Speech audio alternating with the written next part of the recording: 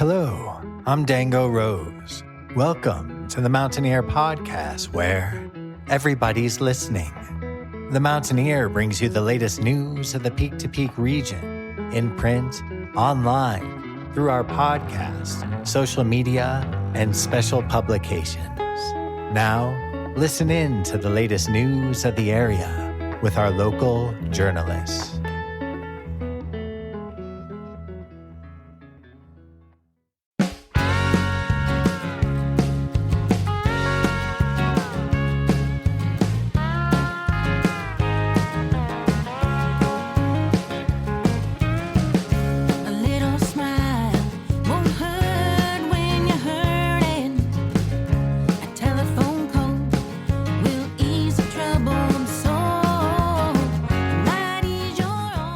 The song that you are currently listening to is called In the Morning. It's from the 2023 album by the Two Tracks, It's a Complicated Life. It's out along with their 3 previous studio albums wherever you get your music. The Two Tracks will be performing at Oscar Blues Grill and Brew, located at 303 Main Street in Lyons, on Friday, October 17th, 2025, starting at 7 p.m. To learn more about the band and find their music, be sure to head to thetwotracks.com.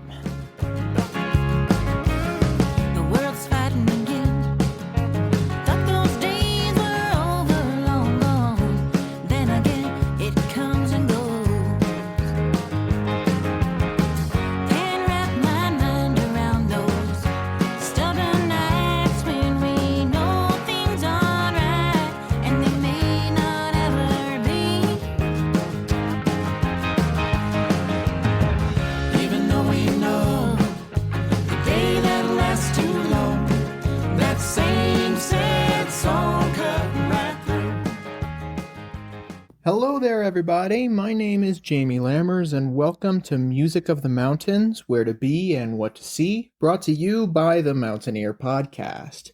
Today, I'm bringing you a double feature of Music of the Mountains, last week and this week's feature.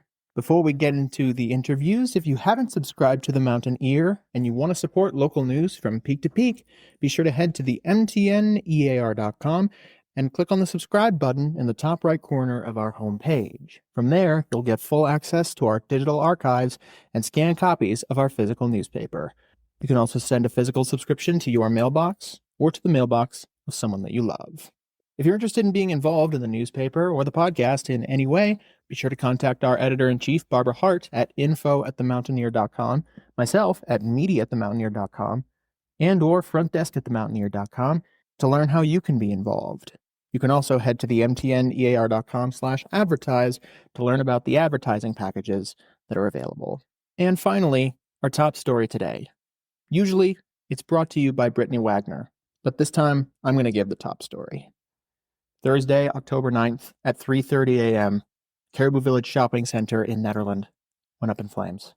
To say this is devastating for the community is an understatement. So many people had businesses, livelihoods, memories, and connections tied to that shopping center. And to know that it's gone is a hard truth to swallow. But I know that Nederland will keep carrying on. As a community, we'll find a way to fight forward. Our community will stay strong. My heart goes out to the community members directly affected by this, and those who are deeply emotionally affected, including myself. For now, we'll stand strong and carry on. And that's our top story today. Let's transition into the upcoming music performances. Our first guest, do you mind introducing yourself real quick? Yeah, my name is Dave Huebner. I'm a singer-songwriter with the Two Tracks out of Sheridan, Wyoming. And the Two Tracks will be performing in Lyons very soon. Yeah, we'll be playing at the Oscar Blues in Lyons October 17th, the Friday. So how did the Two Tracks start as a band?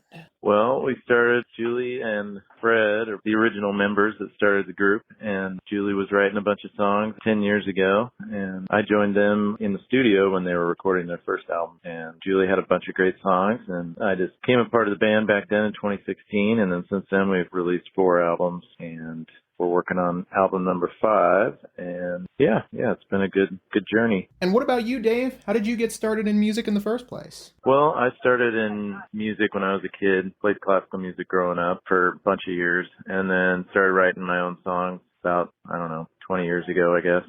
And yeah, so I've been playing in a bunch of different bands over the years and releasing music and doing that. And the band has been, Julie started playing music like in college and doing open mics and things like that, and was writing original tunes for years before the band as well. And yeah, just been playing music for a long time. And have you leaned toward a particular style of music? I grew up playing classical music, but then when I got into writing music, it was just a little bit of everything. Folk and Americana and some bluegrass.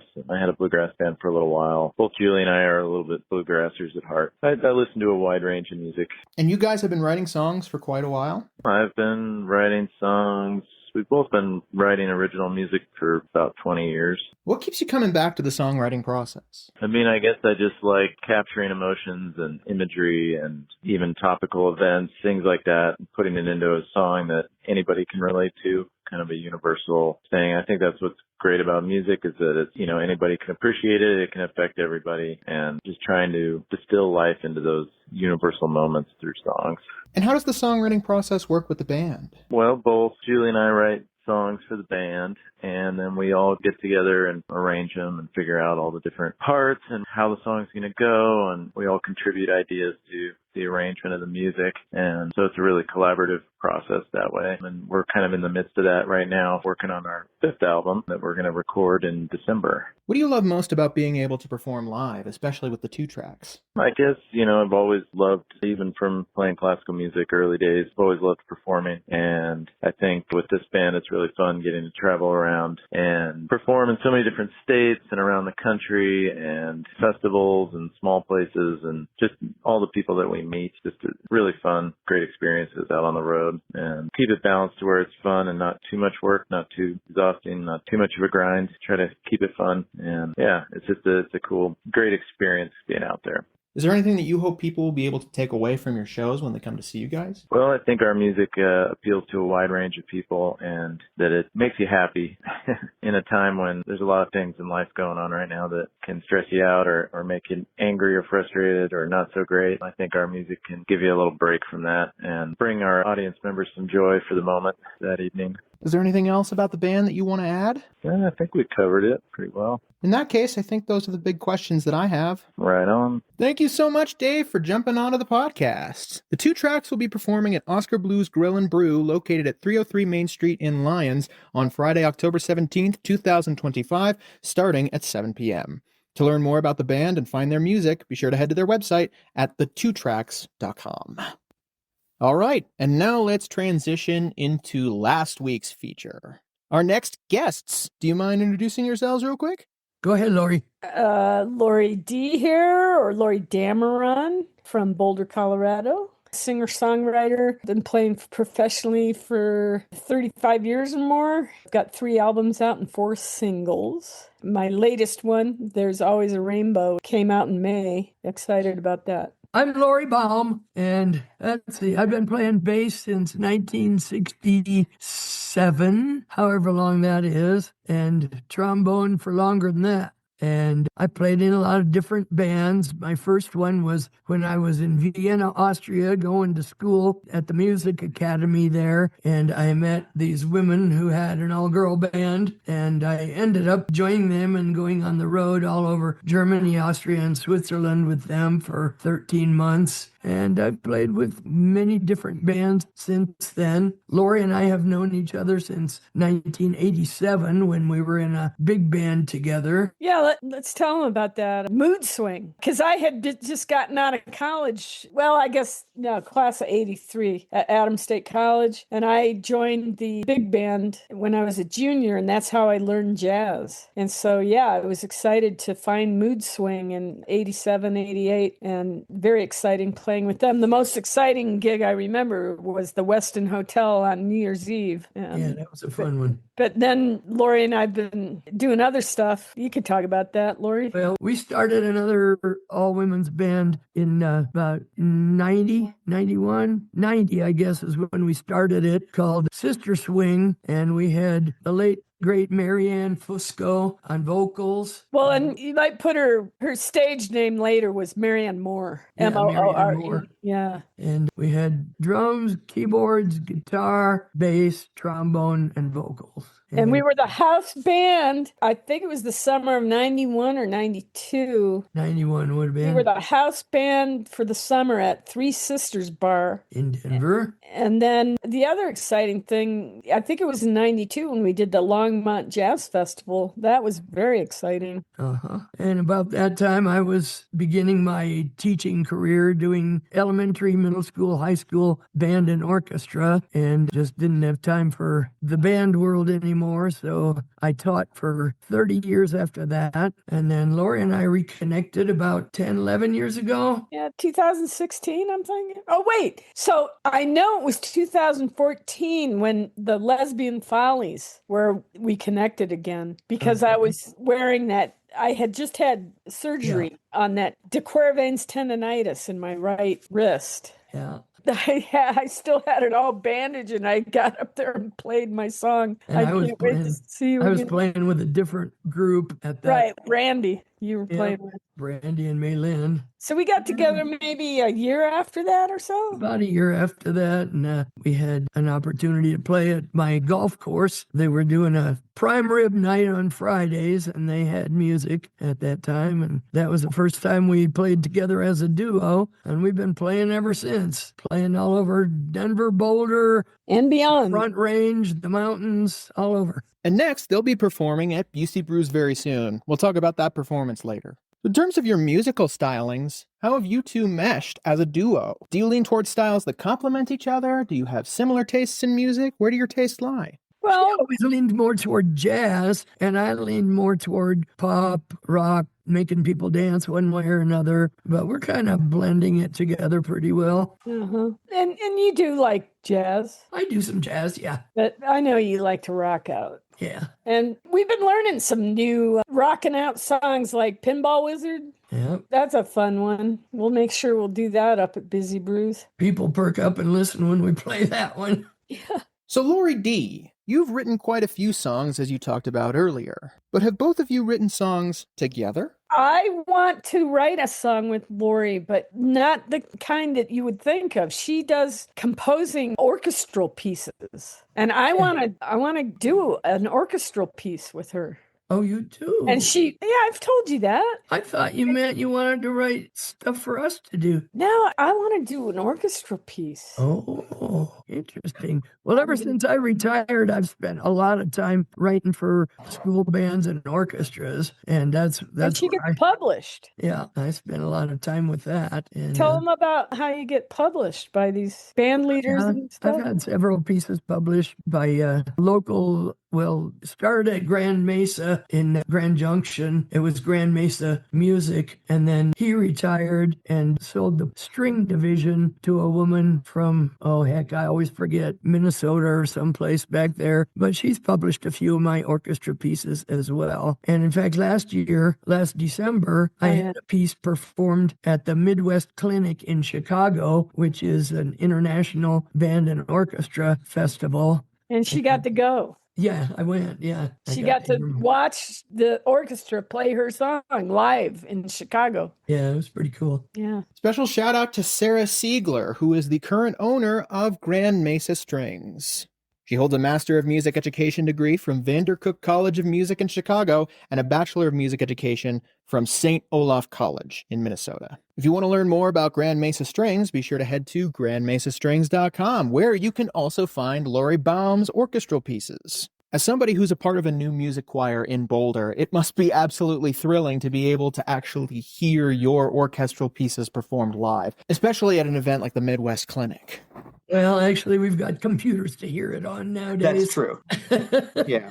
But yeah, it was a pretty big thrill. Hey, I'm wondering, Jamie, if Laurie has a great photo of the woman's band that she started here in Boulder. You said it was the first women's band in Colorado, didn't you? No, actually, it wasn't the first, but it was the biggest at its time. It was a big deal band. Raw Honey. I've written a few choral pieces as well that I'm trying to get published. Well, it sounds like you guys have been working a lot on your sound over the years. And you two are meshing a lot more as a duo. Yep, we have, and we've added a lot more songs to our repertoire. And it just feels to me like we get tighter all the time. Don't you think, Laurie? Yeah, and just funner all the time. Yeah, we had such a blast at the Denver Farmers Market, and it was great. There were a lot of little bitty kids running around dancing to our music, and it was just fun, fun, fun. Yeah, I was telling Lori that I really enjoy playing at the markets because it's an all ages thing and we love to entertain anywhere from kids to seniors. And it's just a lot of fun. Like she said, the kids dancing, sometimes adults dancing, and you get really good tips at these markets. And yeah, it's just a lot of fun. But we play a lot of different kinds of gigs, golf clubs, nightclubs, wine bars. Oh, let's tell them about the Edwards Art Battle. Yeah, tell them about that. It was the 4th year in a row, right? It was. Yeah, the 4th year in a row. I don't know how we got connected with, why can't I think of his name? Well, anyway, he loves us. And so we'll probably be back for the 5th year next year. And it's up in Edwards and there's all these tents set up where artists are actually doing artwork right there live in person. It's an art battle. Yeah, and so they battle for 1st and 2nd and 3rd place. One year I remember there was a guy with a chainsaw he was way down at the end so that it wouldn't interfere with our music, but it still interfered. Yeah, but he was like carving wooden statues with his chainsaw. And he almost attacked us because he didn't like the song we were playing. No, just kidding.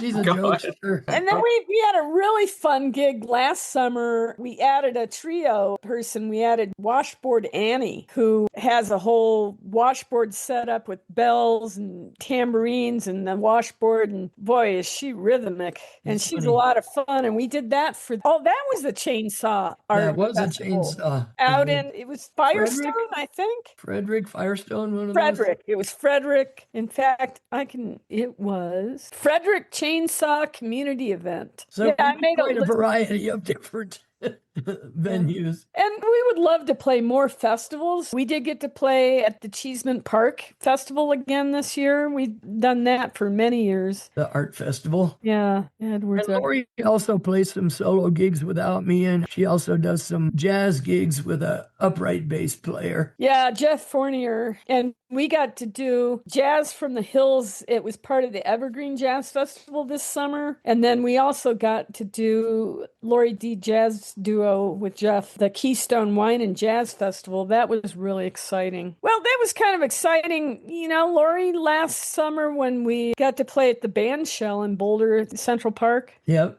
That was cool. Wasn't the best attended because the weather, but that was put on by the City of Boulder Parks and Rec. And that reminded me of the days years ago when I was in the CU summer band and we'd play concerts in that band shell. Yeah. They need to use that band shell more, make a lot more concerts down there. Yeah. And what do you love most about being able to perform as a duo? Well, I think you'll probably remember, Laurie, it's been a few weeks ago, and I came to your house and we rode together to a gig that I was excited because I get to spend the day with one of the nicest people in the world. I was so delighted to hear you say that. Well, she is just so mellow and easy to get along with. I'm probably hard to get along with in her perspective, but seriously, yeah, she's one of the nicest people I've ever known in my life. Oh, that's really sweet of you to say. I appreciate that. It meshes. And sometimes it's magic. Sometimes we're like in the zone. Yeah. And interacting with the audience and telling some jokes and some trivia and playing Name That Tune. And I just love it when we're in the zone and really connecting with the audience and having a blast. Yep. And we got only one last gig for the summer booked right now, and that's Netherlands. Yeah, busy breeze. Sad. And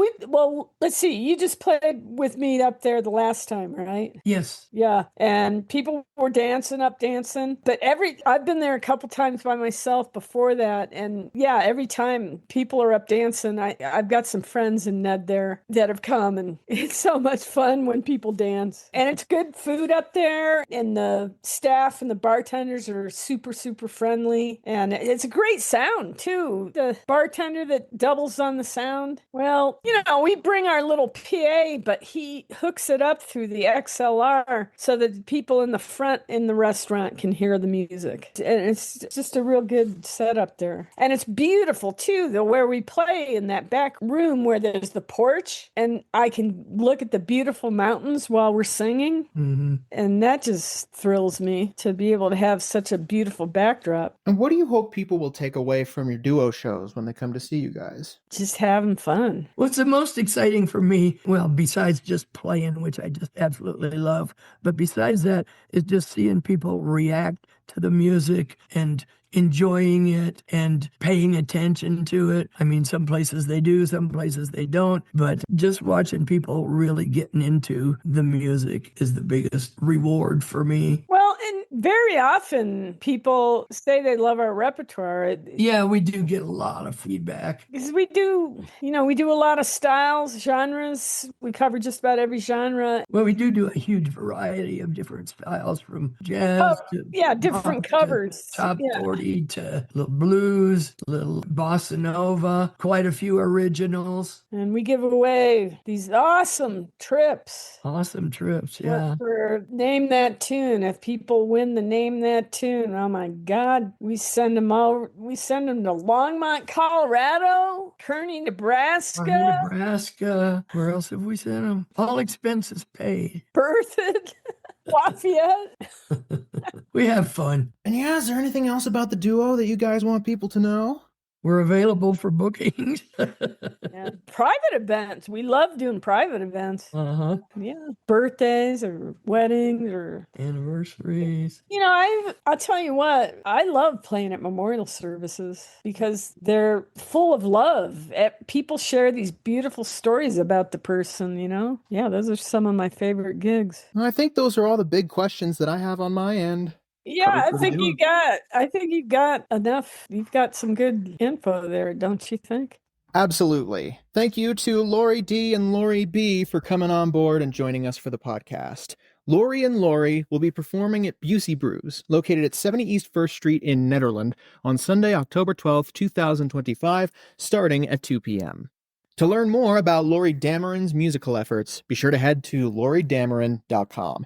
And again, be sure to head to GrandMesaStrings.com to find Lorrie Baum's orchestral pieces. Thank you so much, everybody, for tuning in to this week's Music of the Mountains, Where to Be and What to See, brought to you by the Mountaineer Podcast. I'll be back very soon with another episode. In the meantime, if you want to share this episode or others with whoever you see fit, be sure to scroll down to the Mountaineer Media section of our homepage, or head to our podcast's main hub at the mtnearpodcast.buzzsprout.com to see a full archive of all of our episodes.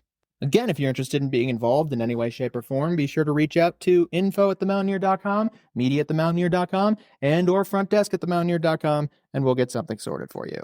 And finally, be sure to head to the Mountaineer Media section of our homepage to find us on Facebook and YouTube, and head to mtn.ear to follow us on Instagram.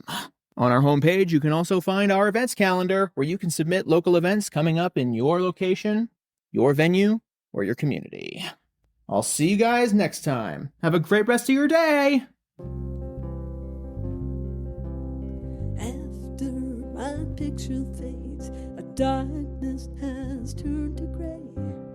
Watching through windows, you're wondering. The song that you are currently listening to is called Time After Time. This is the classic Cyndi Lauper song covered here by the duo Laurie and Lorrie, who will be coming to perform at Busey Brews, located at 70 East 1st Street in Nederland, on Sunday, October 12th, 2025, starting at 2 p.m. To learn more about Laurie Dameron's music, head to LorrieDameron.com.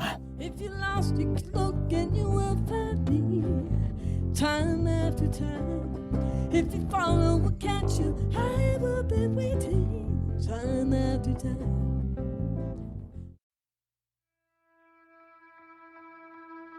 And that's it for our show. Subscribe online to get more access to more news, weekly updates to our community calendar, and a link to our YouTube channel by visiting themountaineer.com. Be sure to use the coupon code PODCAST when subscribing for a 10% discount, only available to our listeners. If you are in the local Peak to Peak area, be sure to pick up a print edition of The Mountaineer at a local business. I'm Dango Rose. Thank you for listening.